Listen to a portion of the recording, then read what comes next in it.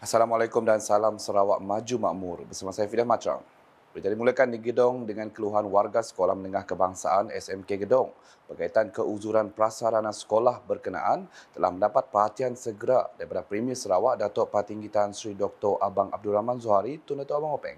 Premier Sarawak berkata beliau akan memperuntuk dana sekitar 15 juta ringgit untuk menyelesaikan isu tersebut. Jadi saya akan berusaha untuk special location untuk cikgu. Estimate saya dengan Nordin tadi kurang-kurang 15 juta. Beliau mengumumkan peruntukan demikian semasa majlis penutupan kem kepimpinan belia IMAD pada Ahad. Dalam pada itu, Ahli Dewan Undangan Negeri Adun Gedong tersebut menambah, beliau sentiasa bersedia membangunkan sekolah di seluruh negeri tanpa mengira kawasan. Datuk Patinggi Tan Sri Abang Zuhari menjelas lanjut Kerajaan Sarawak antara lain telah membiayai sepenuhnya pembinaan semula sekolah Ulu Segan di Bintulu dan sekolah kebangsaan Penasu di Daro. Dalam pada itu, beliau menyuruh agar anak Sarawak terus bersemangat untuk mendapat pendidikan lebih-lebih lagi dalam bidang sains supaya mengisi peluang pekerjaan yang ditawarkan dalam ekonomi baru yang diperkenalkan oleh kerajaan. Sementara itu, aktiviti sukan dan rekreasi perlu disertai dan dimanfaatkan setiap lapisan masyarakat tanpa mengira usia. Di mana Menteri Belia Sukan dan Pembangunan Usahawan Sarawak Datuk Gerald Rentap Jabu berkata, masyarakat Sarawak tanpa mengira umur harus sihat dari segi fizikal dan mental dengan mengambil bahagian dalam aktiviti sukan. We have to be more active untuk semua lapisan masyarakat. Bukan saja yang dari segi belia-belia ataupun adik-adik sekalian, kita juga memerlukan barisan yang 3, 4, 5 series itu sampai ke 7, 8, 6, 7, 8. Karena kalau masyarakat aktif, rakyat aktif, negeri pun aktif. Beliau berkata demikian semasa menyempurnakan Majlis Pelancaran Sarawak Aktif peringkat bahagian Kuching di Kuching pada Jumaat. Dalam pada itu, Datuk Gerald turut menyeru agar seluruh rakyat Sarawak tanpa mengira di mana mereka berada untuk menyokong penuh atlet Sarawak yang akan bertanding dalam Sukan Malaysia Sukma pada tahun depan. Penganjuran Sukma di Sarawak pada tahun depan merupakan yang terbesar dalam sejarah sukan tersebut di mana sebanyak 37 acara akan dipertandingkan termasuk 5 acara baru iaitu catur, kabadi, kriket, silambam dan softball. Laporan seterusnya, Lembaga Pemasaran Pertanian Persekutuan Fama telah mengajukan kursus pembangunan ejen pemasar New Breed Marketing Entrepreneur NBME peringkat negeri Sarawak yang telah dihadiri seramai 186 orang pelatih-pelatih Center for Technology Excellence Sarawak, Centex, bertempat di Smart Auditorium Centex, Cawangan Santubong, Kuching baru-baru ini. Timbalan Menteri Utiliti dan Telekomunikasi Sarawak Datuk Dr. Abdul Rahman Junaidi berkata program ini diadakan untuk melahirkan usahawan baru yang berdaya saing dalam bidang pertanian dan industri makanan melalui pengukuhan perniagaan bagi meningkatkan pendapatan kumpulan sasar melalui pendigitalan pemasaran. Namun demikian pada hari itu ianya semakin signifikan, semakin bermakna terutamanya dalam usaha kerajaan Sarawak di bawah kepimpinan Yang Amat Berhormat Premier kita untuk melahirkan pakar-pakar kemahiran di kalangan generasi muda dalam bidang pendigitalan dalam semua aspek kehidupan.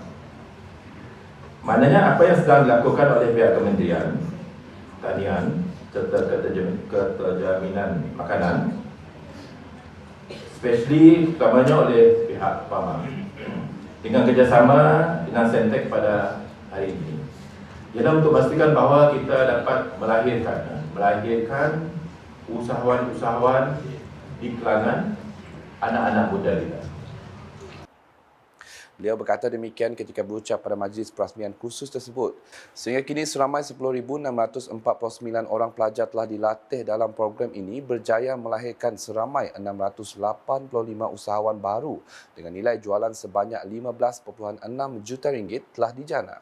Terdahulu, Datuk Dr. Abdul Rahman telah diberi penerangan berkenaan portal Agro Bazar Online ABO iaitu sebuah platform e-dagang pemasaran maya produk pertanian dan agro makanan yang menemukan pengeluar, pengilang, pembekal dan pengguna yang diuruskan sepenuhnya oleh Fama. Dalam pada itu, beliau berharap semua peserta kursus dapat mengaplikasikan ruang dan peluang yang ada bagi meningkatkan pasaran dan pendapatan usahawan seiring dengan perkembangan teknologi pada masa kini. Katanya dengan adanya kursus sebegini, ia boleh meningkatkan pendapatan pihak terlibat, seterusnya membantu usaha untuk menjamin keselamatan makanan negara. Dibawa pula seramai 105 orang yang terdiri daripada kaki tangan pejabat pendidikan daerah PPD Bauk, termasuk guru sekolah menengah dan sekolah rendah di bawah seliaannya menerima anugerah Perkhidmatan Cemerlang APC. Anugerah di atas kecemerlangan dalam pelbagai bidang sepanjang tahun 2022 itu disampaikan oleh Timbalan Menteri Pengangkutan Sarawak, Datuk Henry Jinet.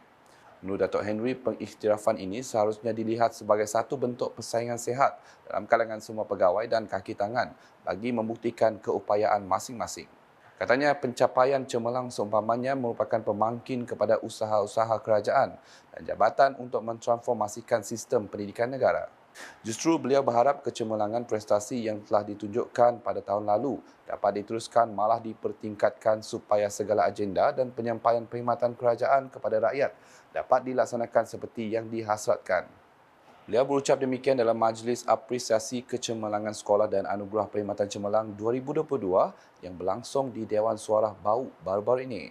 Dalam majlis itu, Datuk Henry yang adun tasik biru turut menyempurnakan penyampaian insentif khas anak jati Bauk Cemerlang iaitu kemasukan ke universiti bagi lepasan sijil tinggi Persekolahan Malaysia STPM kepada 67 penerima, diikuti insentif khas anak jati Bauk Cemerlang sukan tenis kepada 3 penerima. Manakala Pusat Khidmat Gabungan Parti Sarawak GPS Batang Air bersama Jawatan Kuasa Kemajuan dan Keselamatan Kampung JKKK Nangga Puluh telah mengadakan program pemimpin madani bersama rakyat bertempat di Rumah Tunku Suri Nangga Puluh Lemanak Lubuk Antu baru-baru ini. Hadir menyempurnakan program tersebut ialah Timbalan Menteri Perdagangan Antarabangsa, Industri dan Pelaburan Sarawak, Datuk Dr. Malcolm Musem Lamoh serta isteri Datin Dorothy Sylvester Punggah. Menerusi program itu, Datuk Dr. Malcolm telah meneruskan peruntukan beberapa projek termasuk program transformasi luar bandar RTP dan projek kecil luar bandar MRP di Nangga Puluh serta beberapa kawasan lain. Antaranya projek MRP JKKK Nangga Puluh sebanyak RM20,000, Gerempung Induk Nangga Puluh bernilai RM10,000 dan Persatuan Kebajikan Ketua Masyarakat Lemanak Tengah sebanyak RM20,000. Diikuti projek RTP JKKK Nangga Puluh berjumlah RM200,000, JKKK Bola Antu sebanyak RM50,000, JKKK Rumah Jeli bernilai RM50,000, JKKK Rumah Bugi sebanyak RM50,000, JKKK Rumah Tuang berjumlah RM100,000 dan JKKK Rumah Juan bernilai RM100,000. Berucap ringkas, beliau yang juga adun Batang Air turut mengingatkan agar tuai-tuai rumah dan penduduk setempat tidak menghalang projek-projek kerajaan terutama The Last Miles bernilai RM220 juta yang akan dilaksanakan di kawasan Lemanak. Dalam kesempatan itu, beliau juga memuji penganjuran program seumpamanya yang berpeluang membuktikan komitmen kerajaan dalam membantu dan berinteraksi dengan rakyat secara langsung serta memberikan manfaat yang positif kepada masyarakat lebih-lebih lagi di kawasan berkenaan. Perkembangan di Bintangor dengan adun meradong Datuk Ding Kuang Hing menyempurnakan Majlis Perasmian Pentas Rakyat Bintangor sempena sambutan perayaan 60 tahun Sarawak Merdeka termasuk gimik pelancaran pelepasan kembara konvoi motosikal pada Sabtu. Datuk Ding berkata penganjuran program sebegini membolehkan para peniaga tempatan menjana pendapatan bulanan yang lebih. Katanya dengan adanya gerai-gerai jualan dapat memberi peluang kepada para peniaga tempatan untuk menjana pendapatan bulanan yang berlebihan di samping meningkatkan sektor pelancongan di Bandar Bintangor pada waktu malam. Beliau mahu pentas rakyat Bintangor diteruskan pada tahun depan sempena sambutan Hari Sarawak yang dapat memeriahkan suasana tempat. Datuk Ding juga berharap agar lebih ramai masyarakat tempatan akan menyertai program yang dianjurkan untuk bersama menyambut meriah tidak kira umur, bangsa dan agama. Sekian edisi malam bersama saya Fidah Matrang. Berita lebih lanjut boleh didapati di semua platform media sosial UKAS termasuk portal ukas.sarawak.gov.my dan UKAS channel di YouTube. Sebelum mengakhiri buletin edisi malam ini, saksikan tayangan video khas VC Premier 2030 Bandaraya Pintar Sarawak. #menyebar fakta salam UKAS. VC Premier 2030 Bandaraya Pintar Sarawak.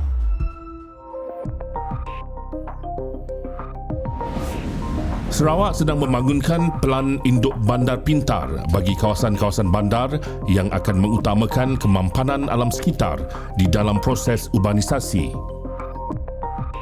Pelan induk Bandar Pintar Kuching dibangunkan dengan mobiliti karbon rendah dan infrastruktur bandar pintar sebagai keutamaan yang penting di dalam pembangunan Ibu Negeri Sarawak pada masa hadapan.